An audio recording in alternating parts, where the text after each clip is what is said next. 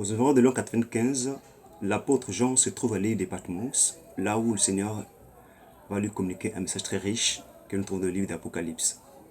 Eh bien, dans ces jours, nous allons prendre comme sujet l'amour en surface ou l'amour biaisé. Pour ce faire, nous allons lire le texte de Jean, après chapitre 2 plutôt, excusez-moi, le verset 1 au verset 5. Lisons.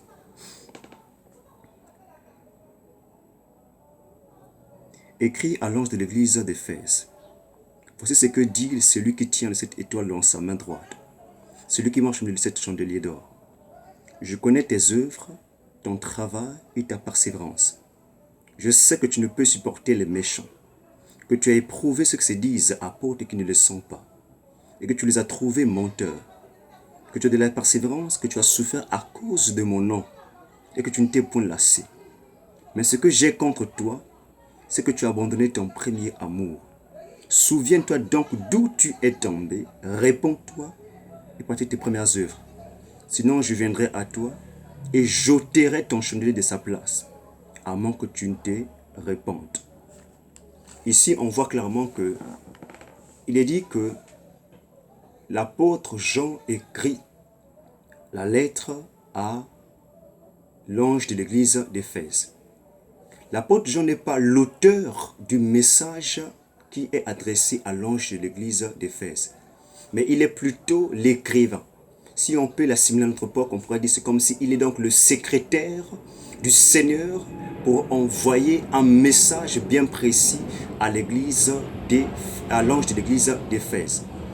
Alors, qu'est-ce qui est d'abord révélé comme étant la nature du Seigneur ici? Il est dit, c'est celui qui tient les 7 étoiles dans sa main droite. Et il est celui qui marche au milieu de cette chandelier d'or. Ce n'est pas Jean l'apôtre qui marche. Ce n'est pas Jean l'apôtre qui tient cette étoile. Mais c'est le Christ lui-même qui est le chef de son église. On peut se référer à après chapitre 1, là où il est révélé que celui qui tient réellement cette chandelier d'or et les 7 étoiles dans sa main et il marche au milieu de cette chandelier d'or. Alors qu'est-ce qu'on voit ici? Le message c'est quoi? C'est qu'il est en train de dire quoi? Il est en train de louer d'abord l'ange de l'église d'Éphèse. Qu'est-ce qu'il dit à son sujet? Il dit ceci que il connaît ses œuvres. On voit en même temps que ici, il y a l'omniscience du Seigneur qui se révèle. Il connaît exactement les œuvres que pratiquait l'ange de l'église d'Éphèse. Il n'est pas inconscient ou bien il n'ignore pas ce que l'ange de l'église d'Éphèse pratiquait comme œuvre. Qu'est-ce qu'il dit encore de plus? Il dit ceci que, eh bien, il a de la persévérance. Il a un travail pointu. C'est vraiment à louer. Il s'applique au travail du Seigneur. Il se donne à fond. Il s'applique au point où il est loué même par le Christ lui-même. Celui à qui chaque chose est connue et rien n'est impossible ou rien est caché. Le Seigneur le loue. Il dit qu'il a de la persévérance. Qu'est-ce qu'il dit encore? Cet ange-là supporte les méchants. Il ne peut pas supporter les méchants plutôt, excusez-moi. Et il a le discernement de prouver ce que se disent apôtres, mais qui en réalité ne sont pas apôtres.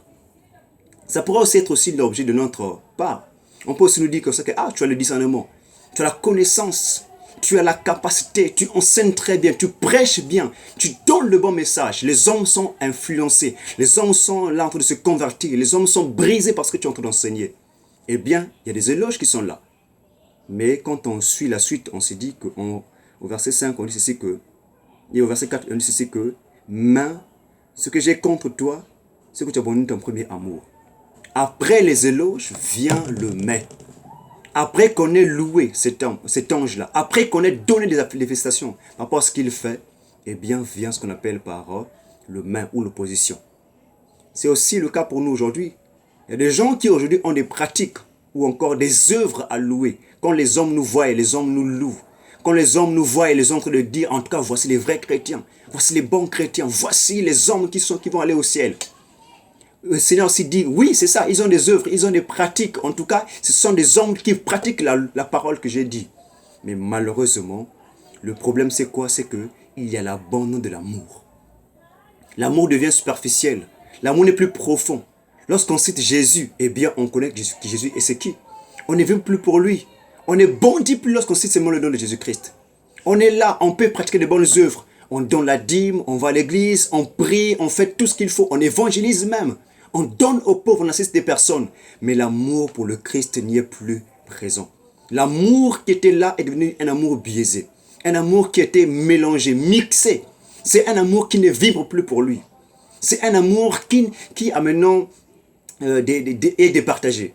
Or, le Seigneur recommande un amour exclusif, un amour qui est plein, un amour absolu, une implication constante envers lui. Et l'ange de l'église d'Éphèse s'est trouvé dans un cas où, bien qu'il pratiquait des œuvres, bien qu'il était appliqué au Seigneur, bien qu'il faisait des choses qui étaient louables, par contre, son cœur n'était plus attaché au Seigneur. À cause de quoi? À cause d'un amour qui était abandonné. Le Seigneur nous recommande non seulement à pratiquer les œuvres, mais aussi à faire quoi? D'avoir un cœur plein pour lui. Je pense que si une femme et un homme sont en relation, quand on commence à louer l'homme, eh bien c'est une bonne chose.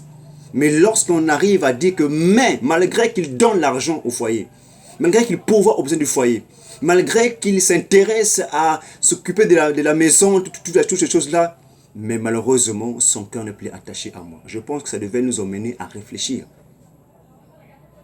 Malgré qu'on pratique de bonnes œuvres, on nous dit, des vrais chrétiens, on donne les dîmes, comme je l'ai dit, on fait des grandes choses, on fait des sacrifices pour le Seigneur. Mais le cœur pour le Seigneur n'y est plus, l'amour n'y est plus. Ça devait nous interroger. Ça devait nous montrer à quel point que les œuvres ne peuvent pas surplanter ou les œuvres ne peuvent pas remplacer le cœur rempli d'amour pour le Seigneur. On peut beau pratiquer les bonnes œuvres. D'ailleurs même, ceux qui sont des gens qui sont dans d'autres communautés, ils pensent que c'est par les œuvres qu'ils vont avoir le ciel. Ils pensent qu'en pratiquant des bonnes œuvres, c'est là qu'ils vont avoir le ciel. Oui, la foi se justifie par les œuvres, mais ce n'est pas les œuvres qui doivent définir la foi, mais plutôt la foi qui doit définir les bonnes œuvres et nous doit le pousser à faire quoi? À honorer le Seigneur par nos œuvres. Mais pour ce faire, il faut un amour authentique, un cœur appliqué à Dieu. De même aussi pour un homme qui aime, de même aussi pour un homme. Lorsqu'il loue sa femme, ma femme vraiment c'est une femme soumise, une femme qui respecte les hommes, une femme qui s'occupe de la maison. Mais malheureusement, son cœur n'est plus attaché à moi. Bien-aimé dans le Seigneur, on peut avoir des œuvres.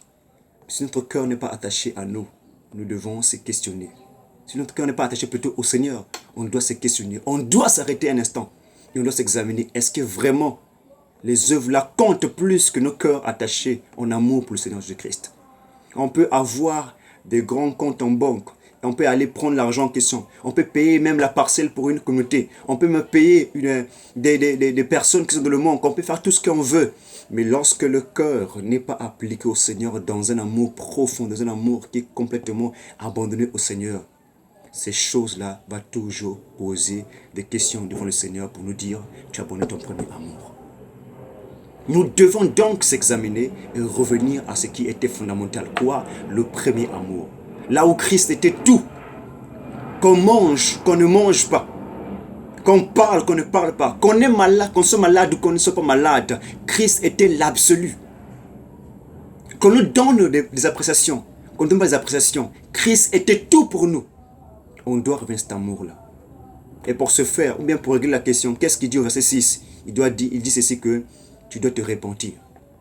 C'est le fondamental pour régler la question. Peu importe qu'on ait tout ce qu'il faut. Il dit, pour régler la question, on doit se repentir. La repentance est ce qui doit être appliqué pour retourner encore au chemin là où notre cœur vivrait pour lui à plein essor. Nous devons donc se repentir et recommencer à pratiquer des premières œuvres. Quoi? Les œuvres qui étaient contaminées ou encore indues ou encore incitées par l'amour profond pour le Seigneur Jésus-Christ. C'est à cela que la chose ou encore je ne les sera pas ôtée dans nos vies. Nous devons donc s'appliquer à faire quoi? À se repentir. Si nous sommes tombés dans cette condition-là, on doit se relever et revenir à lui. Mais si nous sommes dans cette marche-là avec lui, on doit encore continuer. On n'est pas dit que non, on est déjà avec lui. On ne doit pas s'arrêter en route, on doit aller jusqu'au bout, jusqu'à la mort. Telle était la pensée de ceux qui nous ont précédés. Que Dieu vous bénisse richement et vous accorde sa grâce aujourd'hui encore. Prions le Seigneur. Père, merci parce que tu es celui qui sait comment nous parler. Celui qui sait comment nous restaurer, nous relever, nous conduire, afin que nous puissions être des hommes et des femmes qui sont debout jusqu'à la fin, Père.